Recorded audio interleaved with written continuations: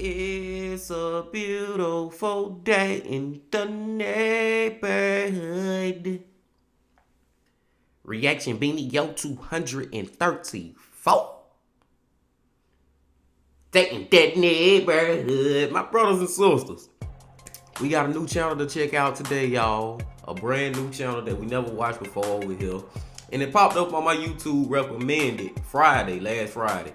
And you know, I skimmed through a couple of his videos just to see if me and my brothers and sisters can get into it or not. And I think we're gonna add this to our watch list, y'all. I think this channel is gonna get added to our watch list. But we're gonna check a full video out from him first before we see. And the name of the channel is Evil Intentions. Evil Intentions, y'all. Title of the video: Horror at 645 Prospect Avenue. The story of the Bronx Valentine's Day Massacre, 1993. So this happened in 1993. Now I say Valentine's Day Massacre, this sound like more than just a boyfriend killing just his girlfriend on Valentine's Day. This shit say massacre. So that means he killed the girlfriend and probably her family or some shit. I don't know, man. We finna see, man. I just hope the video be good. But before we see, my brothers and sisters, y'all know what y'all got to do. Get whatever you may need. Get what you need. We had a new channel, Evil Intentions. Y'all got what y'all need, y'all ready to go? Then let's fucking go.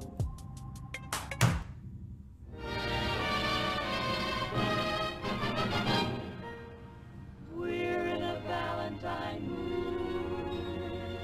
We're in a Valentine mood. We're in a Valentine mood tonight.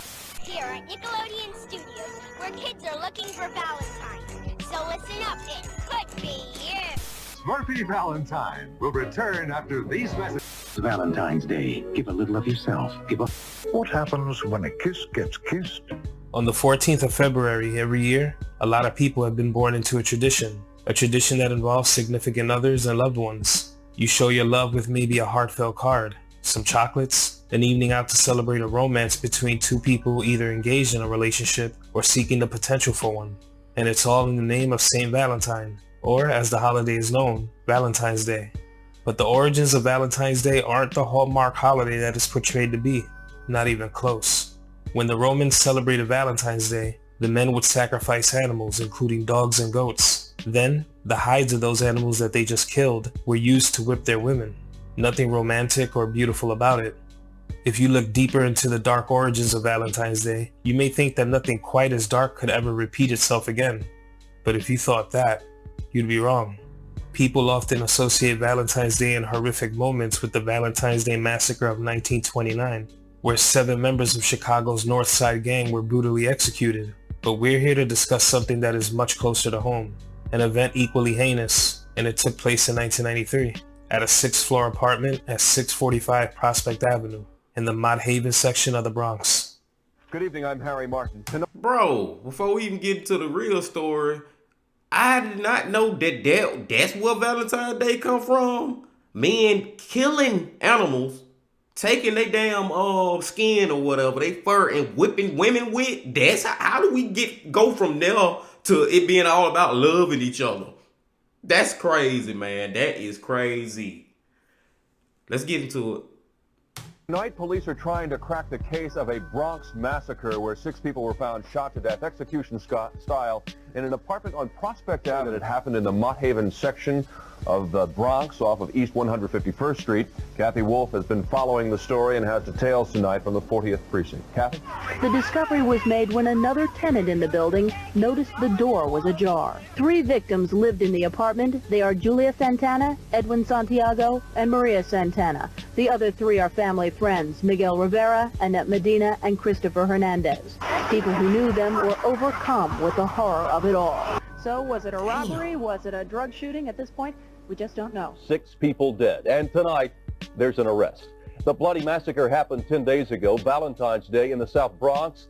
6 people shot down in cold blood. On today's episode of Evil Intentions, this is the story of the Bronx Valentine's Day Massacre.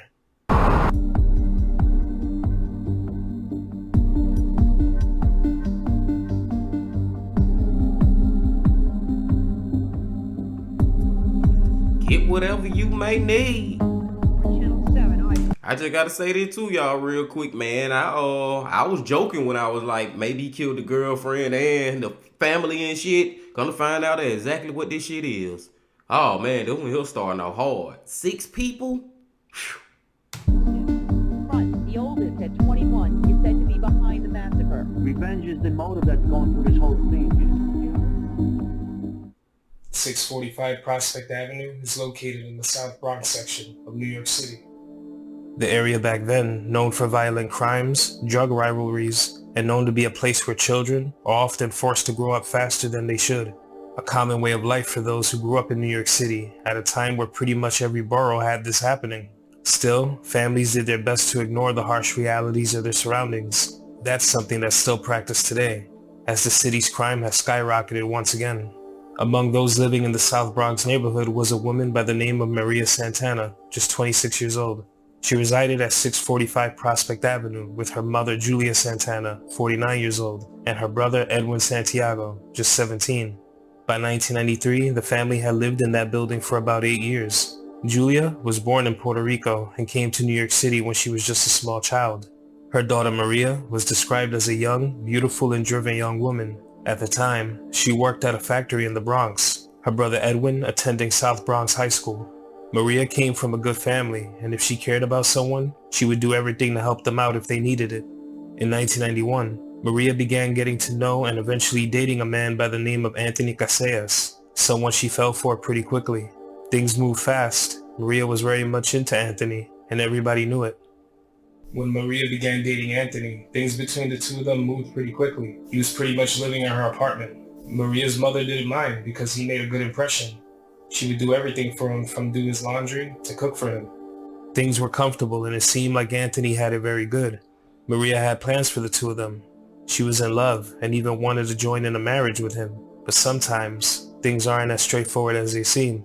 According to those who knew Maria, she wanted to marry Casillas, but he didn't seem to share the same feelings. To others who were on the outside looking in, it seemed like Anthony was just using Maria. Anthony, 22 years old, who also went by the name Ding Ding, was well known in his Bronx neighborhood, normally running a drug gang near 161st Street and Tinton Ave. He'd been in and out of prison previously for drug charges. While in prison, Maria remained loyal to Anthony. She would often send him money for commissary, and if he needed to reach her, she was fine with him calling collect, just so she could be in constant communication with him. But when he was released and regained his freedom, his interest in Maria began to fade, and he found himself attracted to Maria's friend, a woman by the name of Lourdes Serrano, 22 years old, a former student of St. Alsom's, a Catholic school in the South Bronx. She was described by a former classmate as a straight-A student who was nice to people. According to sources who knew all parties involved, Anthony and Lourdes began dating without Maria knowing, and when she found out about this secret romance, she cut ties with both Anthony and Lourdes. As time went on, Anthony and Lourdes would become even more serious, eventually having a child together, and even getting married. But the animosity between former friends Maria and Lourdes only grew heavier over time. By 1992, the two getting into arguments was a regular thing whenever they crossed paths. Some said that Lourdes was seen as jealous and still viewed Maria as competition, holding animosity toward Maria due to her having been with Anthony first. Things had become so heated between the two young women that they'd run into each other on a Bronx street one day, and the two would begin fighting. Lourdes had her and Anthony's son with her, but it didn't stop them from coming to blows. In the middle of the melee, Maria's brother Edwin, also said to be Lourdes' very first sweetheart, and also in the drug trade with Anthony, would get involved to defend his sister, slapping Lourdes, causing her to fall and drop her baby. Thankfully, the baby was okay, but this moment would be the catalyst for dark events soon to come. After August of 1992, Man, bro, I just feel like Okay, yeah, it's fucked up that your friend or whatever will go behind your back and get with the dude that you currently with. You know what I'm saying? Now, all that shit fucked up. But I just feel like after a certain time, just let the shit go. And I'm talking on Lourdes and Maria's side. Both of them should just let that shit go, man. Shit been so, after years that went by, just let the shit go. That's my only thing with that. Lourdes was visiting Anthony in prison when he noticed that she had a bruise on her face. She would go on to tell him about the huge fight and how Maria's brother hit her. He was furious to say the least, but he would tell her to let it go because he would take care of it when he was released. The fact that someone could even think of putting their hands on someone close to him, and the fact that he really couldn't do anything about it, was really starting to get to Anthony. And from right there in his cell, he would begin to plot his revenge. On January 6th of 1993, Lourdes took $3,500 and bailed Anthony Casillas out. Anthony was free again, and one of the first things he did was confront Maria about her fight with Lourdes and about Maria's brother putting his hands on her. He would visit her at the factory she worked at on 138th Street, and he wasn't happy. It'd been months since the ordeal, but his anger about the situation only grew stronger. During this argument, it was said that Anthony fired a shot at Maria which missed. He would then scream, "Your brother is fucking dead." Over time, it was said that she would also receive death threats via phone calls and expressed to some people that she feared what Anthony may do to her. She stated that if anything ever happened to her, Anthony would be more than likely the person responsible. But just a few short weeks later, it would appear that Anthony had a change of heart. He would visit Maria and her brother Edwin at their home, and surprisingly, began to apologize for how he'd reacted to the news. He didn't want any bad blood, and this was water under the bridge. But the truth was, he wanted their guard down, because his plan was still very much in motion. Maria's brother wasn't convinced at this sudden change of heart, and he would end up getting more locks installed on their apartment door, as if he knew that a home invasion from Anthony was inevitable. Edwin couldn't have been more correct, because on February 13th of 1995, Anthony would gather a few of his friends, and they would go on to carry out one of the worst mass murders that this city has ever seen. Anthony and 4 of his friends would arrange a meetup at a bodega located on 161st Street in Tinton. And while there, it was said that they'd begin to test their guns to make sure they were working. According to a police source, the idea was to go to Maria and Edwin's home and rob Edwin for money and drugs, since according to them, Edwin was involved in selling drugs as well. The friends that joined Anthony were 17-year-old Luis Ramos, Edgardo Rosado, just 18, Luis Romero, 19, and Elliot Lopez, also 19. Lopez was a star athlete at Morris High School where he ran track. He was someone everyone in the neighborhood knew, even the drug dealers on all the corners. Him being a part of a plot like this seemed very off, but him and Anthony had a tight friendship, since Lopez's sister was a friend of Lourdes, Anthony's girlfriend. Elliot, who went by the nickname Tato, graduated high school and was accepted to Baruch College, with plans of joining the army that fall in order to pay for his tuition, while Anthony was mainly in the streets and had a rap sheet that was growing. At one time, even arrested for selling heroin, codenamed Hellraiser, to an undercover cop. 2 people on 2 different paths, but sometimes the influence of the streets is hard to ignore. The 2 were very close, and while Elliot looked to be on the straightened path, in reality, he was on the fence, and he could go either direction when he reached his crossroad. And reach that crossroad, he did. According to reports, Anthony and Elliot would drive to 645 Prospect Avenue, Maria's address. The other men who joined would go by foot. While Anthony waited in the car, the others would get to the lobby. Normally, there would have been a doorman on duty, but on this night, the doorman was 2 hours late. The door to the lobby could easily be opened if pulled hard enough, so they easily made their way in. When they entered the lobby, by complete chance, they'd run into Maria, her new boyfriend Miguel Rivera, 23, Christopher Hernandez, 15, and Annette Medina, 17. Medina was a friend who lived in the same building on the same floor, also a mother to a baby girl. She had dreams of one day becoming a policewoman. Christopher Hernandez, an honor student and artist at IS-52, was returning from a party shortly after midnight and made a call to his family letting them know that he was on his way. He had forgotten his keys and was waiting in the lobby for his mother to let him in. He had recently taken an entry exam for the High School of Art and Design, but he never made it back home, because when these men entered the building, he would cross paths with them. The 4 assailants, wearing masks, would force Annette, Maria, Christopher, and Miguel back into the elevator at gunpoint and back to Maria's apartment. where she was forced to open the door with her own keys, making the extra locks Edwin had installed useless. Once the men were inside, they would call for Maria's mother Julia and Maria's brother Edwin to show themselves. Then, they were all ordered to lie on the ground. They would then begin cutting the cords to the televisions and VCR and use them to tie everyone up. At this point, one of the men would open the door to the apartment and whistle, alerting Anthony that it was time for him to come in. Tensions ran just about as high as they could, as Anthony and Edwin would start to argue, making the situation even more heated. Edwin would utter out words of anger as he told Anthony that someday he would get him back for this. But it was then that one of the men with Anthony found Edwin's gun in a bedroom, and within moments, Anthony would shoot Edwin in the back of his head with his own gun. As the others screamed in horror, they would soon suffer the same fate. Miguel Rivera, Edwin Santiago, Annette Medina, and Christopher Hernandez were all shot in the head and killed instantly.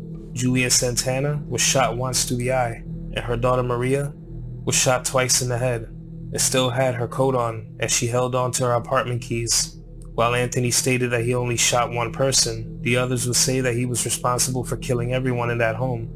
Neighbors in fear heard the shots and the sounds of the men running from the crime scene around 12:30 a.m. And of course, nobody wanted to get involved. And for good reason.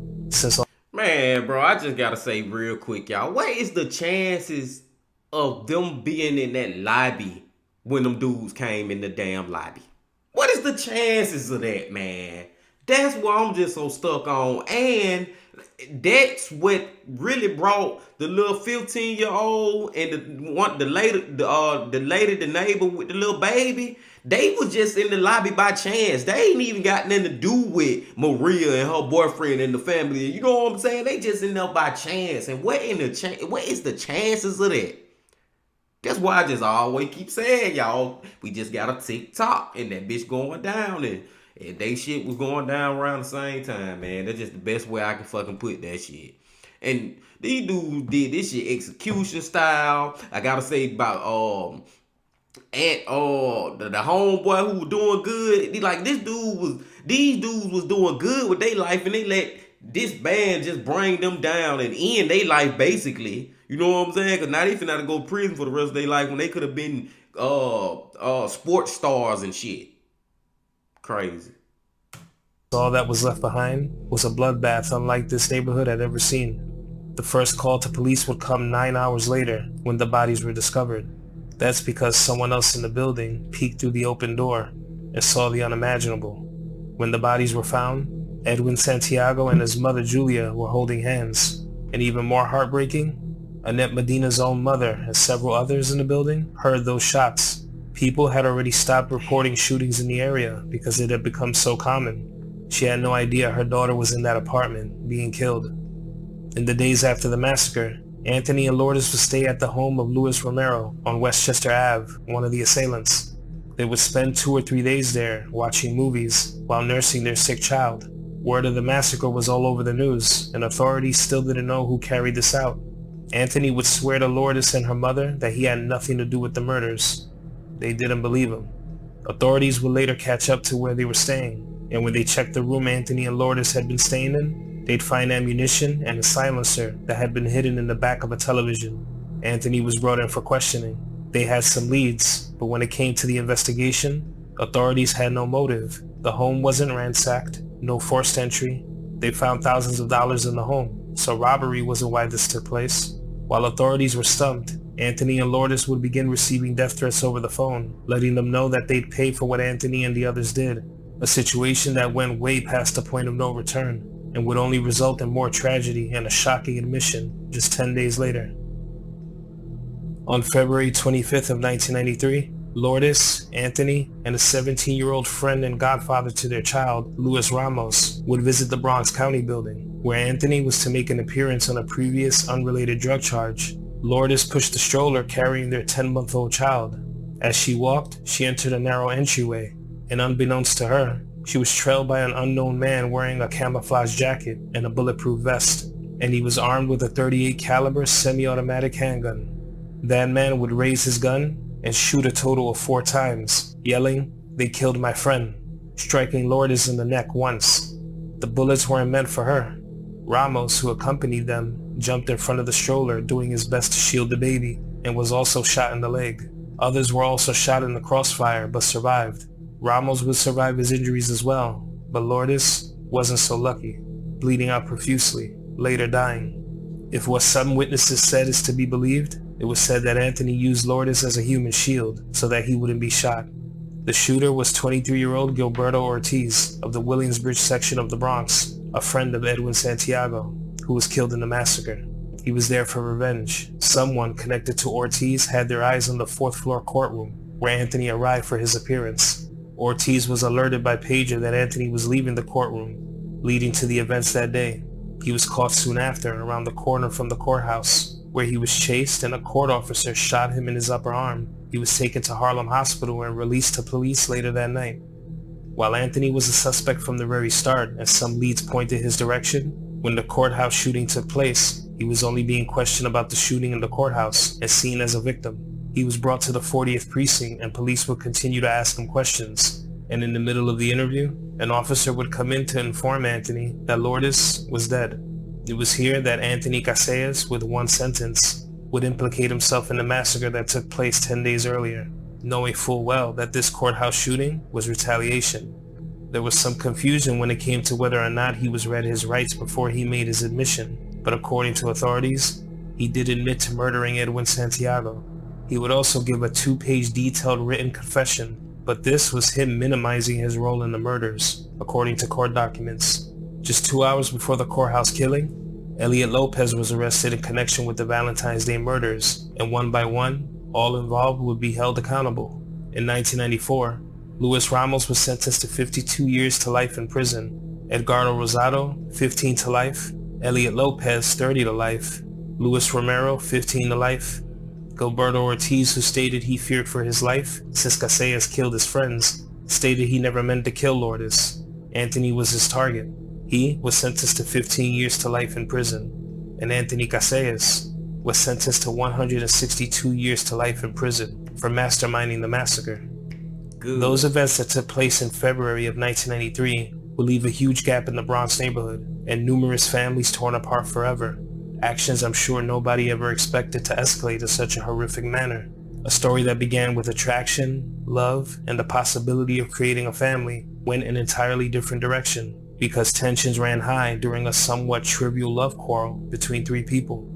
Whether it be betrayal, a love triangle, or ongoing disputes about what goes on in the streets, it's hard to imagine this not being preventable. Many families were affected by this tragedy on every side, and the grief and sorrow of what took place exactly 30 years ago is still a feeling these families carry with them today. Whether it be a year, 10, or 30, a loss so heavy, carried out so callously, isn't a natural emotion to process. Who knows exactly how to get through something like this? They say time heals all wounds, but how much time is that? Valentine's Day, a tradition that involves significant others and loved ones, but to those from New York City familiar with this horrific tale, this day is cemented into New York City's dark history, a day where love was to be the answer to all. But in this Bronx neighborhood ridden with crime, it was anything but that. A lawsuit was filed against the management of 645 Prospect Avenue because the families of those whose lives were taken strongly felt that if a doorman had been on duty that day or had the proper surveillance, these men wouldn't have carried out the crime. In December of 2002, the Bronx landlord of the property was ordered to pay $6.4 million to the families, as they found that they were indeed partially responsible for the massacre.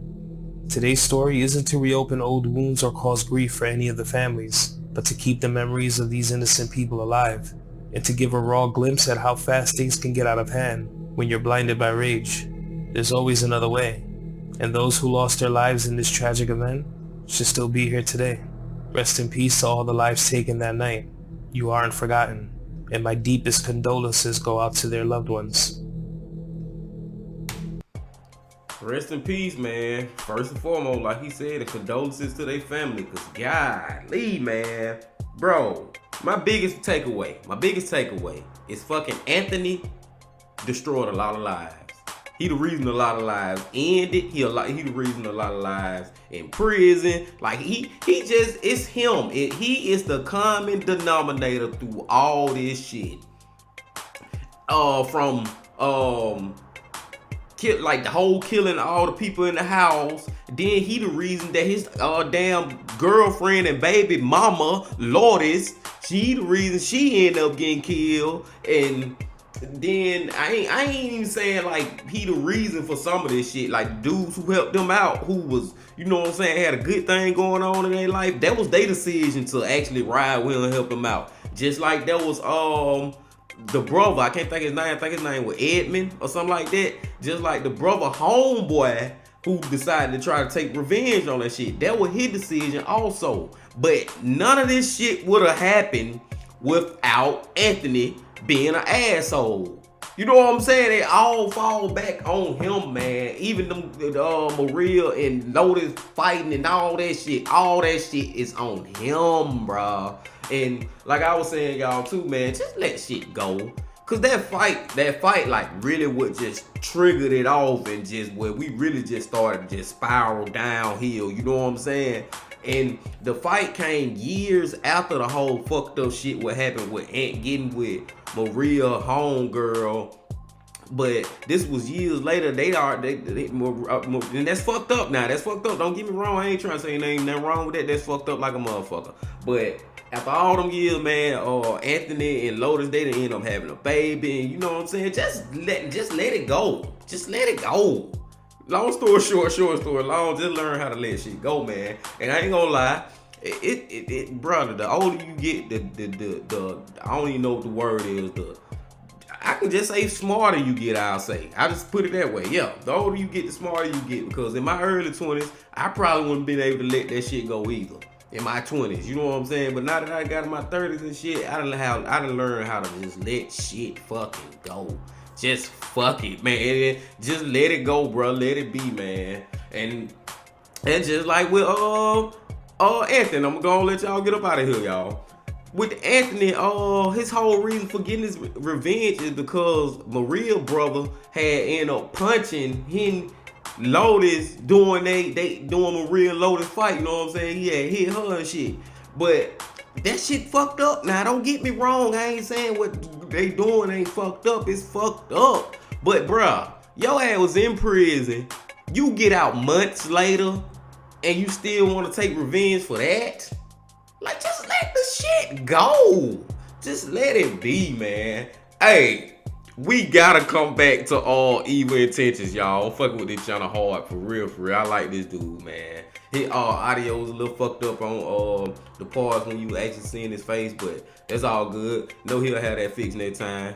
And y'all just hit that like button, because I feel like I'll sit right here and talk to y'all for another 30 minutes about this story right here, man. So y'all, like I said, just hit that like button, comment, subscribe, and make sure you come on back tomorrow on Tuesday, because you know what channel we go to on Tuesdays. Mike from that chapter. We going to Mike tomorrow, y'all. That's it. I'm holler at y'all, but before I holler at y'all, my brothers and sisters, you know I got one more thing that I got to say. Love, peace, and happiness. Stay safe. Don't stop. Keep going. Yeah.